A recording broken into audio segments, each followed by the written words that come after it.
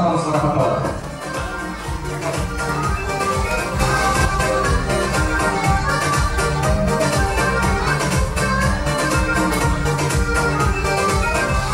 Өз сәлемдегі алғысымен Муракишева Зәуре Абдыкәрімқызы марапатталады.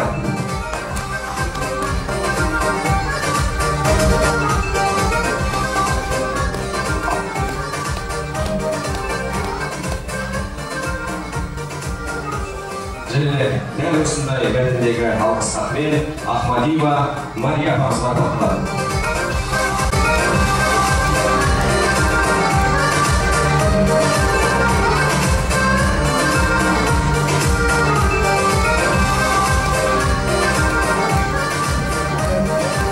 Құрметті марапатталушылар есепке фотосуретке түсуге шақырады.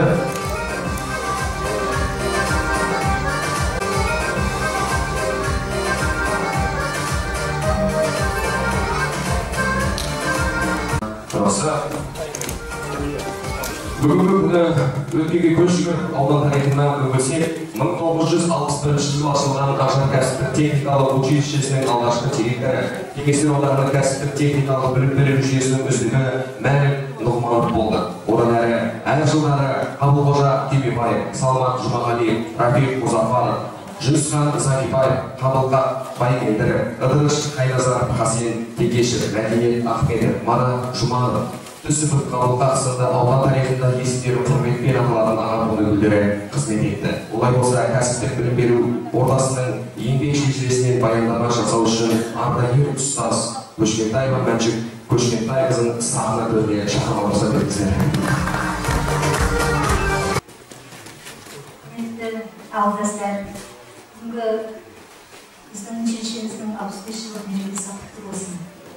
1961 жылдардан ауданымызда ауыл шаруашылығының даму кезеңі байқалды. Ауыл шаруашылық мамандарының жетіспеушілігі айқын сезілді. Механизатор жүргізушілер мал шаруашылығының кіші мамандарына сұраныс артып, жергілікті жастардың мамандыққа баулу мәселесі көтеріліп, 1961 жылы Ақжар ауылында кәсіптік білім беретін 185-ші ауыл шаруашылық техникалық училище ашылған еді. Ең алғаш 103 оқушы, 4 өндірістік оқу шебері, 11 оқушы, 3 түрлі мамандық, тракторист, ветсанитар, балташы мамандықтары бойынша қабылданды. Жаңадан ашылған кәсіптік білім беретін мектептің материалдық техникалық базасын жинақтау үшін көп ұйымдастыру жұмыстары жүргізілді. Облыс көлемінде кәсіптік білім беру ұйымдары, оқу құралдарын, техникалар, аудан кеңшарлары техника жағынан көмектесіп, оқу корпустары, жатақханалар дайындалды. Республика көлемінде кәсіптік оқу орындарынан жолдамамен жоғары білімді мамандар келді. Училищенің алғашқы директорлары Нұғыманов, Азылханов, Түймебаев, Жұмағалиев, Мұзафаров, Зағипаев, Байгендіровтің ұйымдастыруымен училище жұмысы жолға қойылды.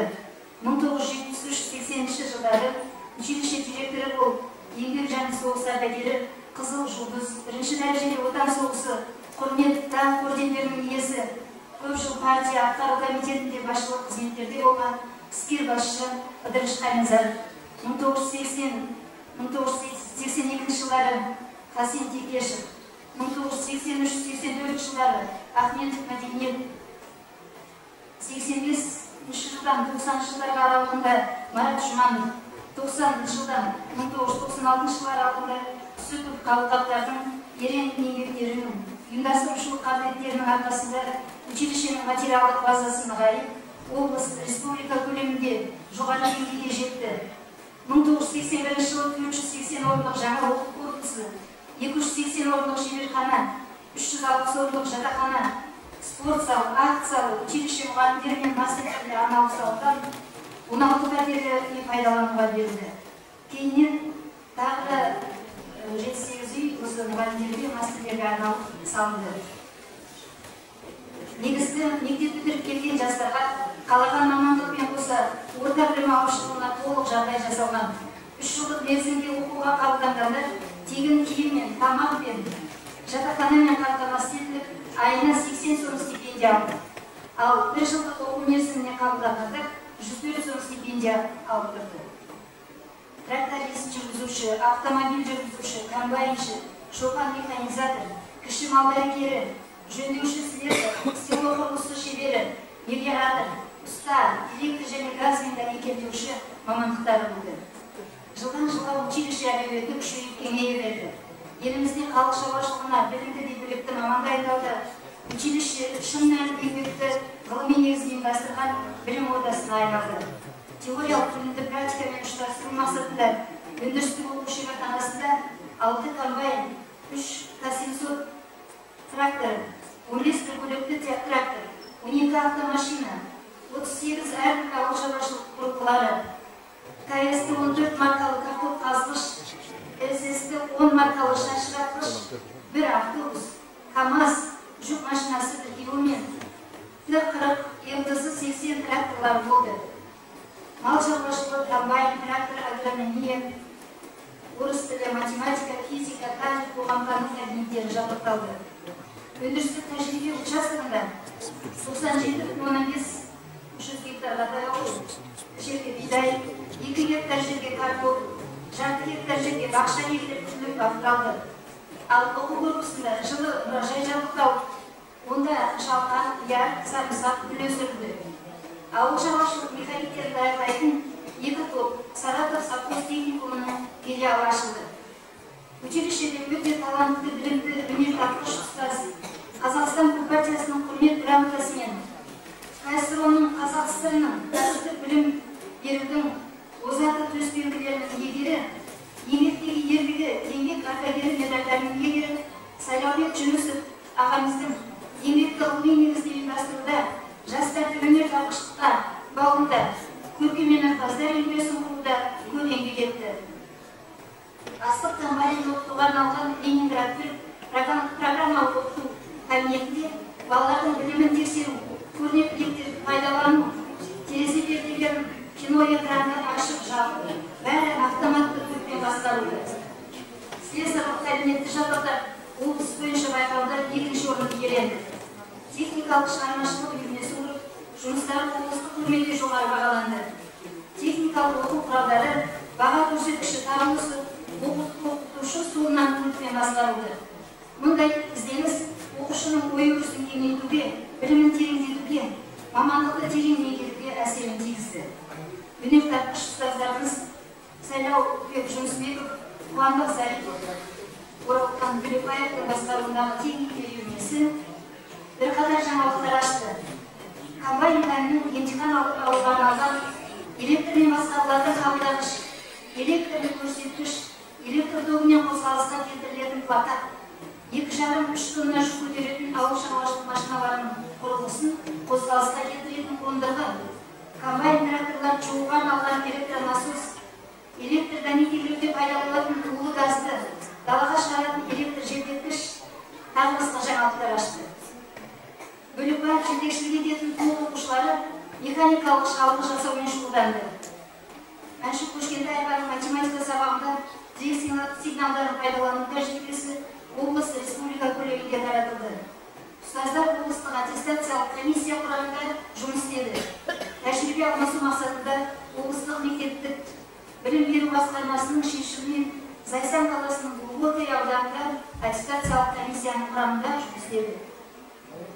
Оқушы жастар арасында кәсіподақ, комсомол ұйымдары, пәндік әдістемелік кеңестер, қоғамдық белсенді, елін жерін сүйетін еңбек сүйгіш, білікті маман тәрбиелеуде Есенбаев, Жотабаева, Сағындықова, Тыныбаев, Рахатов, Ығышева, Телсубаева, Жатқанбаева, Үміт Жылбаевалар ерен еңбек сіңірді. Облыстық фестивальдарда бірнеше түрдің лауреат болған 29-шы училищенің өнерпаздары 40 адамдық халық аспаптар оркестрі, 60 адамдық хор, облыстық байқаудың жеңімпаздары. Еркін Серғазиннің ұйымдастыруымен жігіттердің көркем гимнастика көріністері жоғары бағаланды. Бірнеше буынды бақты кәсіпке баулып, өміріне жолдама берген, есімдері елге танымал азаматтар тәрбиелеген оқу орнының қаласы сол кезде Ақжар университеті деп атап еді. Қазақстан Компартиясының 15 съездің делегаты, еңбек даңқы орденінің иегері Айым Божин, Қыдырмолдин Есмұрат, Бақыт Сәбитова, Жәнібек Әлкенов, еңбек қызыл орденді Зиябек Зарипов, Боданбаева, Бакынбаева Алмагүл, Қалимолдина, Нұғманов, Оразаев, Amankezi imam, училище түлектері біздің мақтанышlarımız. Біз ардагер ұстаздарымыз бен КСРО кәсіптік техникалық білім беру ісінің үздігі Асқар Аждар, Қазақ ССР-ның кәсіптік техникалық білім беру ісінің үздігі Айтқаш Қанапьянов, Бәтіш Ибрагимова, Үміт Қанипанова, Байсаны Қажаева, Әділбек Мырзаханов, Үркін Нисанов, Шәурен Рақышева, Серік Қабзолов, Әскербек Мұсабеков, Айгүша Мұхамбетова, Уәлбек Шуабек, Қамбетов Шуабек, Мүсейітов Байжан, Баушан Қожанов, сол сияқты осы шараның бәрін ұйымдастырып, сол кездегі еңбектерін ары қарай жалғастырып жүрген қыздарымыз Фарида, Сәния, Мағия, Альмира тағы басқа ұстаздар мен өндіріс оқу шеберлерімен мақтанамыз. Елімізде білімді іскер жұмысшы мамандар даярлаудағы еңбектері ерен. Училищенің әрбір мерекелік шарасы керемет дайындық пен сондай техникалық құрал-жабдықтармен естеріңізге алыңыздар, біздің көгілдір оттар елкамыз айланып тұратын. Керемет өтушеді ғой. Бәріміз сондай мақтан, сондай еңбек еттік. Көркемөнерпаздар ұйымасы балалар, біздің барлық техникалар, мастерскойымыз, теплицаларымыз бәрі мақтанышымыз еді. Училищенің 65 жылдығын атап өтуге келіп отырған қонақтарды, әріптестерімді ұстаздар күнімен, қарттар күнімен құттықтап, дендеріңізге саулық, отбасыларыңызға амандық, болашақ жастарымыз өсіп үне берсін.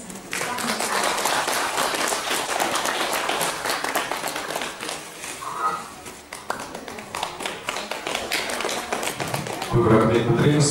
Ендеше бүгінгі 65 жылдық мерейтойға құттықтау үшін сөз ардагер ұстаз Жүнісбеков Сайлау ағамызды сахнадан шақырамыз.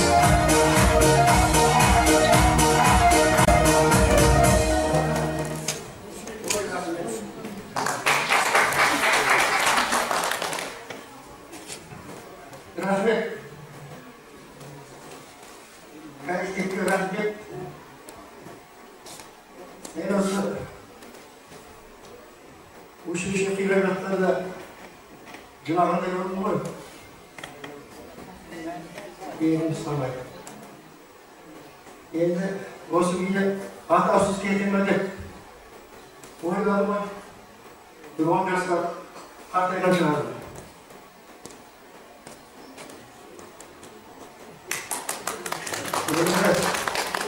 Өткенді еске алса, болашақ жарық болады дейді ғой. Сирек көп сөйлемеден жатыр.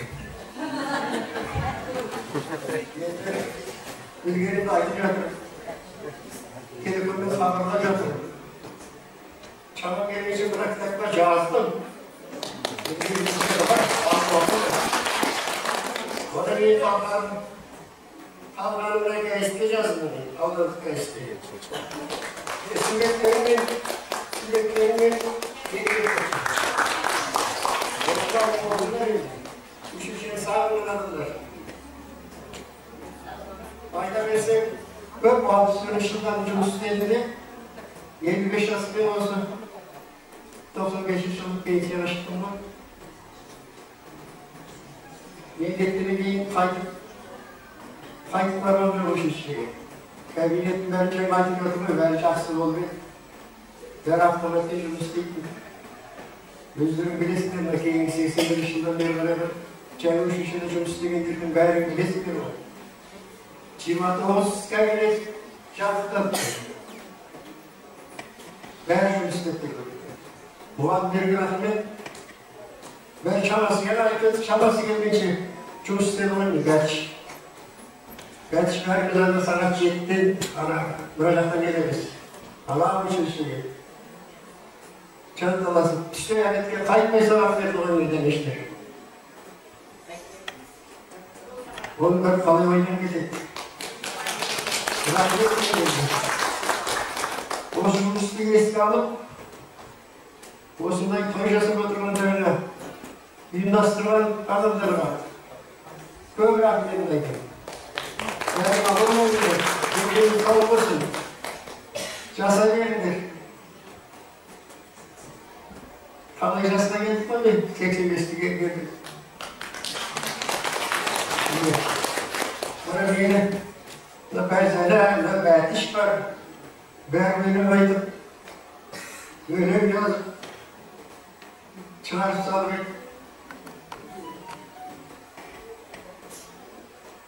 rahmet ediyor, rahmet. Çalın gelip deneyekinde de askarda da başka olan yerimden nakit başını ödüne düşürdüm. Bu şişe yetkileri çarpsın, bana müşterisi geç artısın, ama yetkilerden yüksek da. Bizim bugün eksikliklerimiz var mı? Süreklerimiz.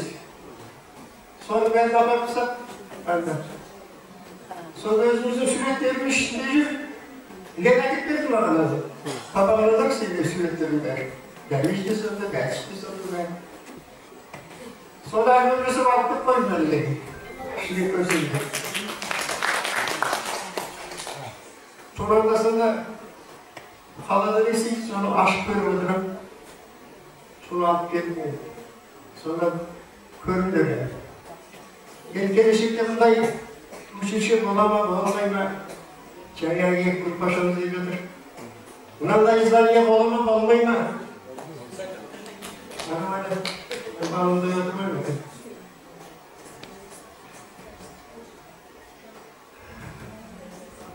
Bırak. Durumumuzdan yana, kızlar gelip kaymalı olamayın ben o kadar geldiğine kaynaşmışsın. Kaynaşmışsın üçüncü kasları okuyun. O gün gelindir. Değerli yenge köprü başlar, alt süreçli var. Alt süreçlerine Cemre'den bu tarafa koştu da eskiden bu tarafa üçüncüyü verdi. Şimdi o Cemre altmışlıdan son işin kabineti gönderme çıkartmış şimdi. Bana iki de zaman ben yektim ve baskılı koyuyorum ben. Sonra bir grupa gezerken bir grupa kullanmayıp yektimden bir tane cadıdan giderim. Sonra sahibinin bana hırladım oluyorsun da. Sonra herkes okuştan arası satmasını orada dedim, gitmemiz var. Bıraktıkta ben zaten sonra. Ben çok şıkkandırsın, sormadım ben. Evvela başlayacağımız var ya, biz aslında çok meslek yürü var. Sonra bir çarşıya doğru çıkasın. Alternatifleri değil, Allah'ın Nereye dolu? Nereye gidecek sorumlusun. Ama orada hastane üstüne yatırılmıyor. Lakin orada sarmadan önce yerim otur aleyh. Anam, engelli oturuyor. Engelli olamamış şu. Geçen yıllarda engelli olamamış. Ben yerim yapıyorum. Bana sarmadan sebeptiyim. Soğanlar. Köy tavlarının işini yapmayın. Köy tavlarının okuşlaşından yani genç yem okmuşum. Yani gençliği okmuşum. İfadesi okmuşum. Yani orsallarının için hakkını duyuyorsun. Orsallarının çok borçlar geliyor. Sonra borçlar okmuşum. Kim geliyor? Çift odasında. Üniversitede sağlık borçlar. Aynen biliyorsun ki yani al gel, öyle bir şey. Boşuna akım oldu. Sonra ne diyecek? Özellikle olsun şu şey, ödem olsun maaşına. Masmaları olup, olabilir akım oldu olsun, benim akım oldu. İnsanlar, sen de gelip demiyorsunuz ya, akım oldu mesela oldu. Aramızda oldu diye, en çıktığımız oldu diye hiç akım oldu. Burada böyle festival de var.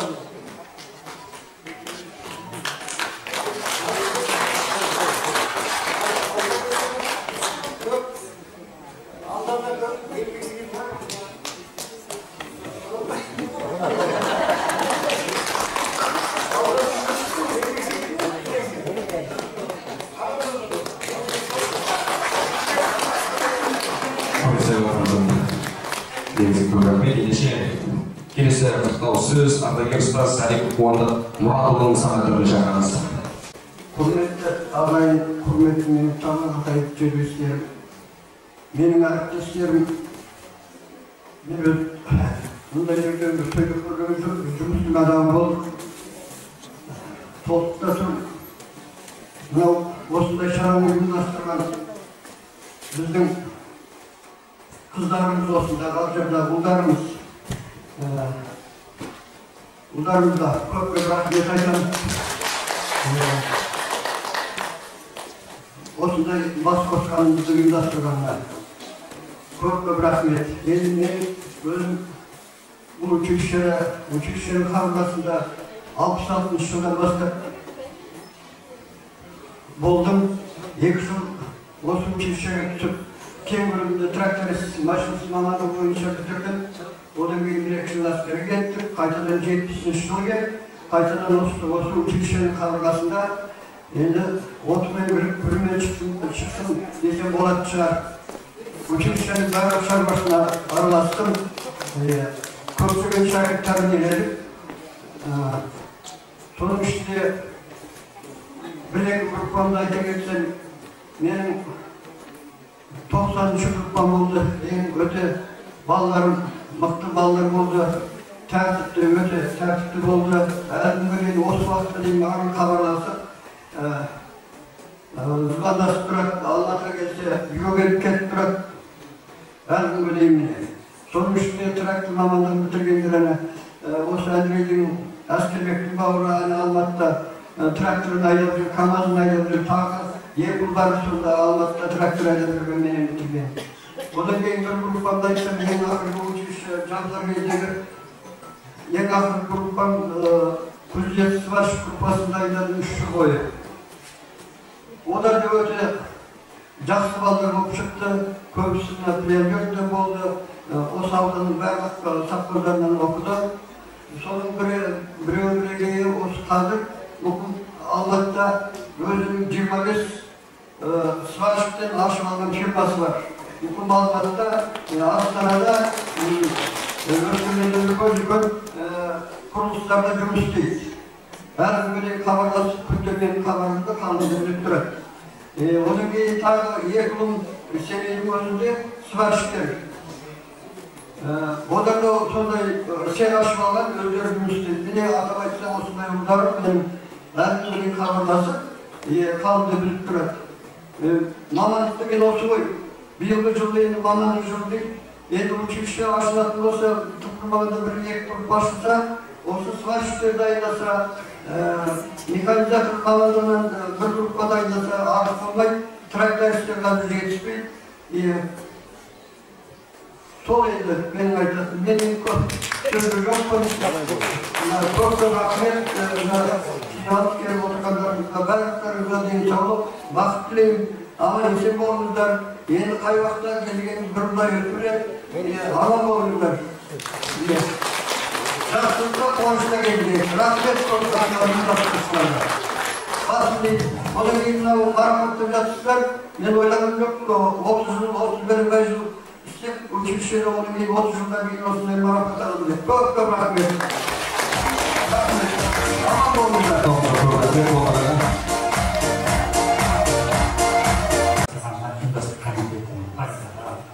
Сақалиға, Бауыржанға, Үмітке, Рабиға алғысын сезсіз. Мен бұл жерде айтайын дегенім құрметті жерлестеріміз. Мен аудан әкімі Дархан Шоңбайұлының мәслихат хатшысы Өмірхан Айкенұлының ниеттерін жақсы түсінемін. Бірақ мен бұл салада жаңағы лицензия беретін салада 12 жыл істегеннен кейін мемлекеттік талап бар, біліктілік талап деген бар. Біз бұл жерде осы мүмкіндікті пайдаланып, тарбаған айымызға дербес колледж ғимаратын салуды сұрауымыз керек жоғары. Ол біз білім басқармасы, мен бұлардың бәрін жұмыстарының бәрін бүгін танымын. Кабинеттеріне кіре аламын емінерді. Біз облыс әкімінің алдында, жаңадан келген министріміз бар, Сүлейменов бар, Жұлдыз абайларымыз бар. Солардан біз жақсылап отырып, салауатты түрде, салмақты түрде осындай жайлы талаптарымызды қоймыз керек. Аудандар енді үлкен. Енді қазір менің уақыттарыңыз көп болмайды. Бірақ цифрды алайықшы.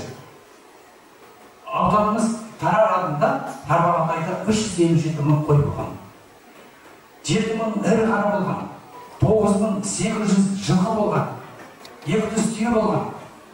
Қараңыздар, осы шаруашылық мәнісін алу үшін кім керек екінші? Егіндікте жұмыс істейтін, жайылымда жұмыс істейтін, құттық баптайтын кімдер керек? Біз ауданымыз аграрлы, ауыл шаруашылық ауданымыз. Біз осыдан бастауымыз керек. Мен кеше Келесап мектептің жағдайын көрдім, жаңағы Ауғазов атындағы ақжар мектеп-интернат колледж. Бұл мен тура айтамын. Бұл облыстық әкімшілікті сол кезде солақай шешімі және статусқа берген. Лицензиялық талаптардың біреуіне келмейді ана жер. Сондықтан біз бұл жерде сағат 2-де барлықтарыңызды осы іске жаны ашиды деген адамдарды шақырамын.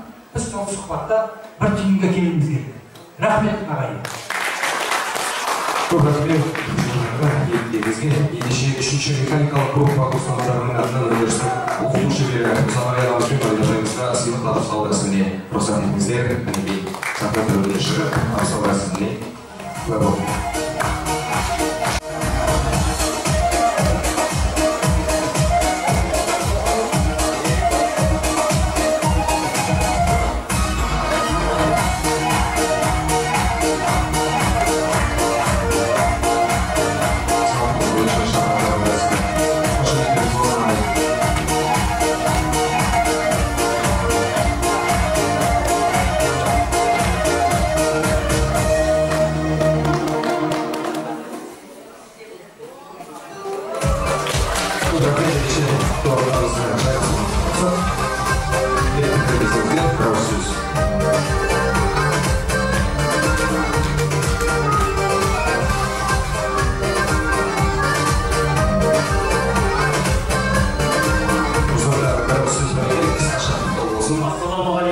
ардагер ұстаздарым біздің.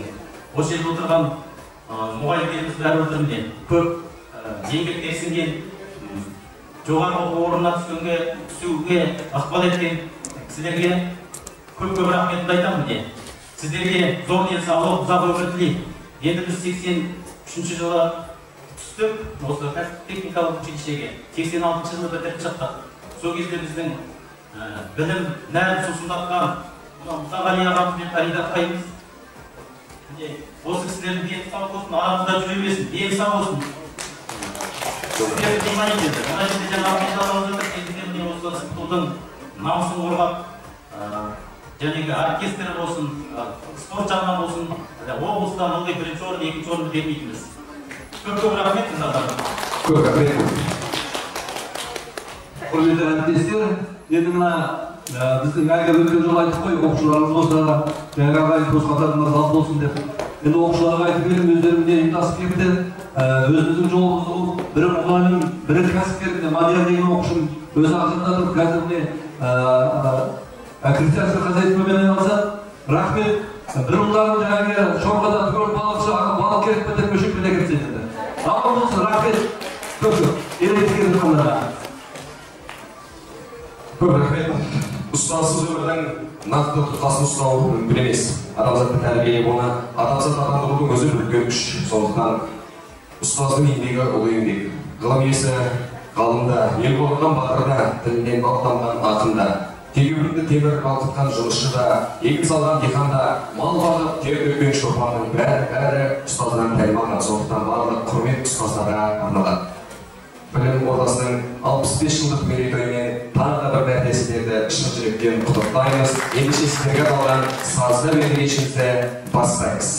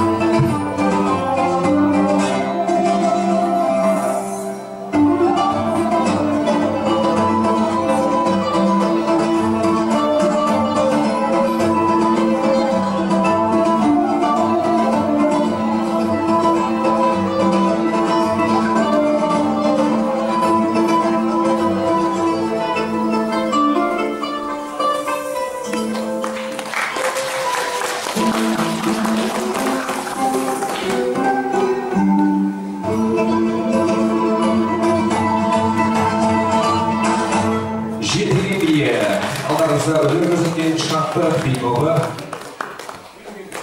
Hoş geldiniz.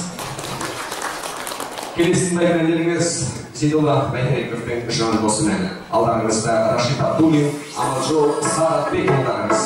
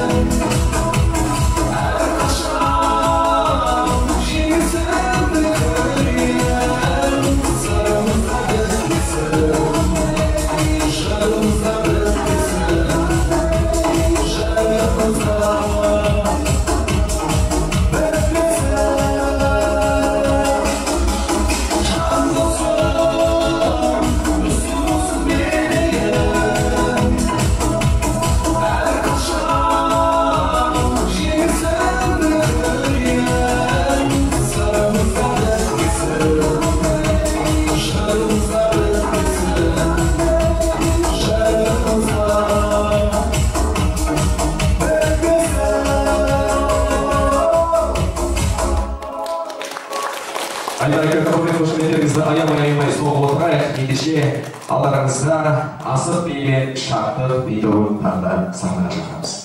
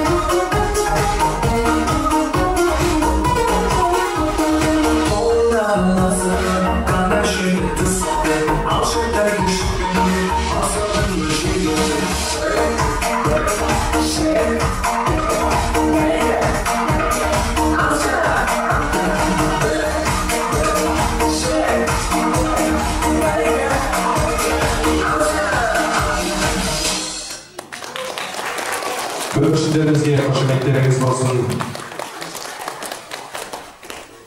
Кенжебай Дикенттің үйі жаңа ғасыр. Алдарыңызда кенжударыңыз Мадияр Кенжебек.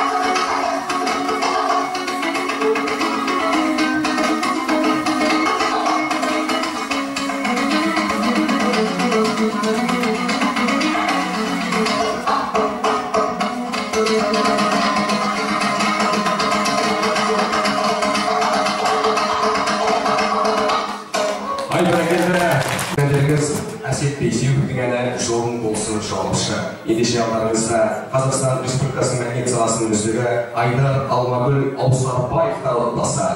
Қошеметтеріңізді қайтарыңыз.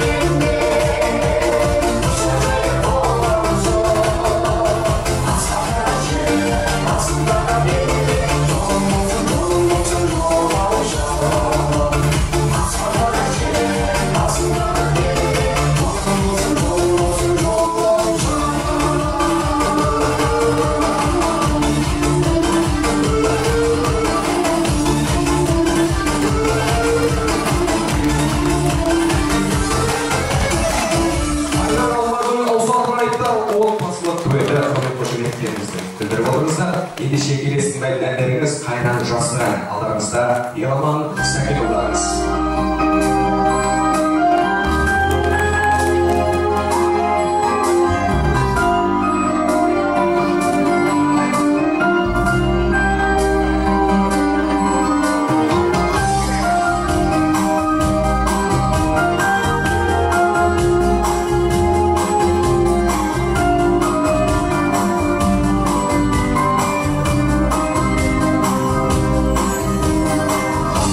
Hãy subscribe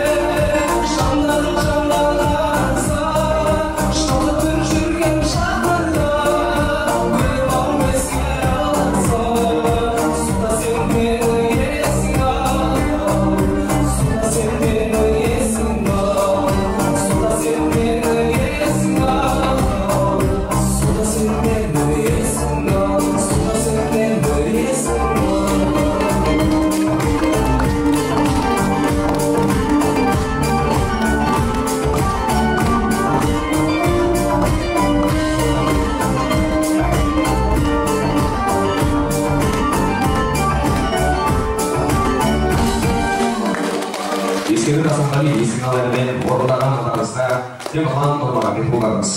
Ендеше ең тәрбиесі композициялық бие алдарыңызда шартты би тұрды.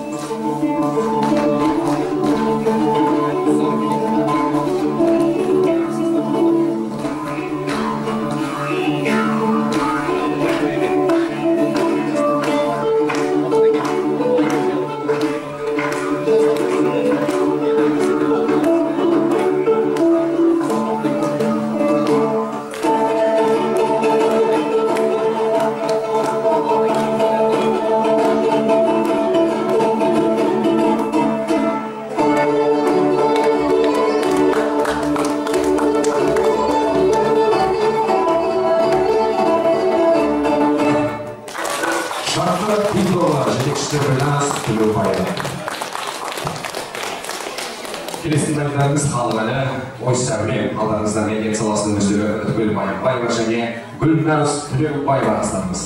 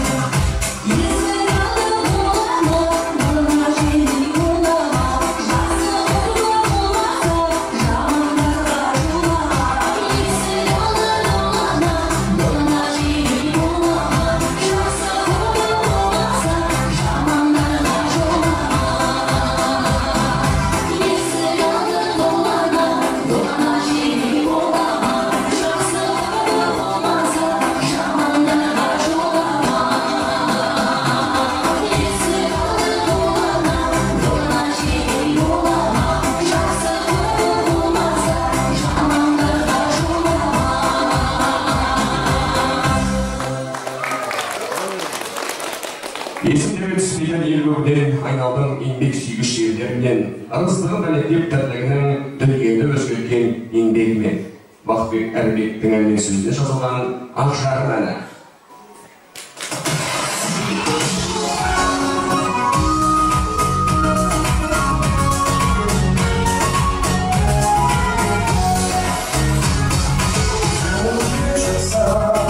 Oh,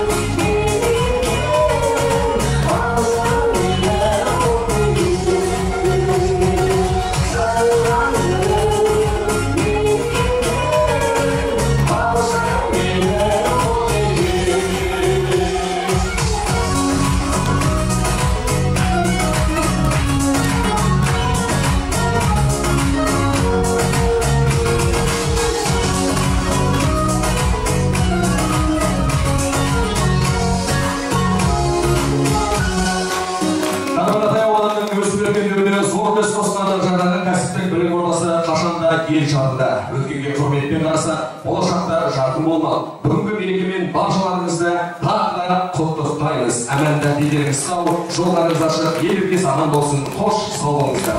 Құрметті ауылымыздың қонақтары, құрметті әріптестер, құрметті ардагерлер, мынау осы үлкен бір шараны ұйымдастырамыз деп идеяны айтып жатқан жаңағы біздің Үміт апайымызға, Әлмира апайымызға, Орынгүл апайларымызға, Рабия қандасымызға алғыс білдіреміз.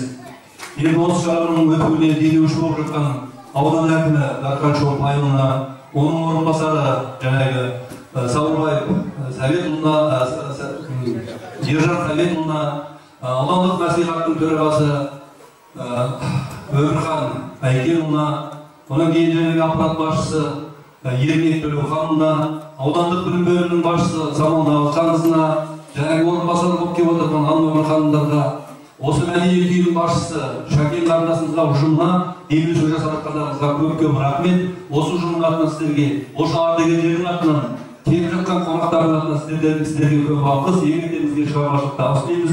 Жақсы күндерде бас қосуға нәсіп етсін. Қымбатты бүгінгі тарихи сондай бір тамаша кездесуге келіп отырған қонақтар, әріптестер, сіздерді бүгінгі мерекелік күнмен құттықтаймын. Жаңа айтып кеткен барлық осы іске атсалысқан барлық адамдарға үлкен алғысымды білдіремін. Енді әсіресе аудан әкіміне ең бірінші ұйымдастырушылар арқасы көпшілікке ой тастап, үлкен адамдарымыз бар, соларды марапатқа ұсынсақ қалай болады дегенде көпшілігі қарсы болды. Училище деген қазір жоқ, қайдағы марапат, қандай марапат деп. Жоқ, сонда да алдынан барып өтеміз деп ұйымдастырушылар арқасы барған екен. Жаңа аудан әкімі, ауыл әкімі, барлығы мәслихат, барлығы қолдау көрсетіп, өздерінің марапаттарын аямай, міне бүгінгі үлкендерімізді разылық жатқандары, бұның өзі өте бір керемет сәт деп ойлаймын.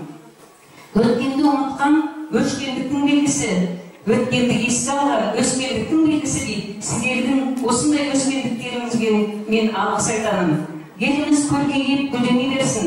Осы өзінің еңбегінде, халықтың еңбегін, училищенің қызметкерлерінің еңбегін бағалап, міне үлкен газет бетіне шығарып, бет плакат шығарып жатқан, көпшілікке ұмыт болған кезді таныстырып жатқан редактор Ернар Сүйеновке үлкен алғысымды білдіремін. Ең басында айтқан еді, мынау мерейтой не үшін болып жатыр, кейбір жастарымыз білмей ғой, училище дегенді. Содан осыдан мінекей 30 жыл бұрын бұл жабылған училище, Ақжардан университеті атанған, осындай деп тарихи жаңағы кітапты жібергенде, міне соның ішінен керектісін алып, бүкіл енді көргендер айтып жатыр, рас училище деген болған екен ғой білмейміздер. Сол кезде мынандай дамыған заман жоқ, света музыка деген жоқ, жаңа төрелерді өткізген кезде география кабинетінен ескі глобусты алып, йоганың сыныптарын соған жапсырып, проективателдің бетіне айландырып, света музыка жасап өткізетіміз. Бет плакат деген мынандай планер жоқ, магазинде кубел жасайтын сары қағаздың метражымен алып, суретін жасап, сурет көрмесін өткізгенбіз. Міне ол тек қана ертегі секілді. Сондықтан мен бүгінгі күнге жеткізіп отырған ағалған алғыс, тағы да рахмет айтамын аудан басшыларына, мәслихат басшысына, мәдениет бөлімінің басшысына, ауыл әкіміне, аудандық оқу бөлімінің басшыларына және редакторымызға көп алғыс. Еңбектеріңіз жемісті болсын, жанұяларыңыз бақытты болсын, еліміз көркейе берсін. Сол кезде Совет одағы кезінде болған бұл училище тексеру келгенде соның Москвадан келетін әлі есімге Ильиченко деген кісі келіп, үлкен кісі содан оқушылардан сұрайды, ана СК Компартия кім, Грузиялық дегенге. Содан олар білген қайдан білсін? Мектептен келген балалар. Содан бір ауыз сөзбен Марат Жұманович әлі кісіге айтты. Ал сен онда айтшы қазақша, аюдың, қонжының баласын не деп атайды дегенде ана кісі. Я не знаю, вот так, вы тоже вот такой бросите дегені менің әлі көз алдымда. Сондай жауап берген, сол Москвадан келген тексеру, сондай осындай кешқатты, осындай жер бар, осындай мәдениетті балалар барын білген жоқпын деп өзінің жаңағы көрсетті өнегесін. Сол кезде соған төтеп берген, осы міне отырған алдарыңыздағы тексерістен аман есен өтіп, қаншама көрсетілімнен облыстық деңгейде өнер көрсетіп, үлкен марапаттарға ие болған. Сонда үлкен хореограф, ол да жаңағы ұйымдастыру алқасының мүшесі, сонау орталықтан келді Москвадан, осында келіп училищеден жаңағы малдаған биін қойды, жұмысқа бақытпен оны үйреткен, сонда айтты, мынандай күрмелі биді үйрету деген, ол менің де айтар едім қолымнан келмес еді деп. Сондағы балаларымыз қандай екенді инабатты болған, мен қазір соны көз алдыма келтіріп отырмын. Барлықтарымызға алғыс, барлықтарымыздың дендеріңіз сау болсын. Абай ағамыз айтқан екен, әрбір жылы сөзге жатқан жылылық, ол адамның үлкен ұлылығы деп. Міне үлкен ұлылық білдірген баршаңызға көп рахмет, баршаңыз аман болыңыздар, еліңіз көркейіп гүлдене берсін, ұрпағыңыз жасай берсін. Қазір автобус студиясының алдынан енді бұрынғы ғимаратқа барамыз. Оның кейін сағат 1 болды ғой деймін, обед Толағай тойханасында, одан кейін сағат 2-де әуезов мектебінде кешкі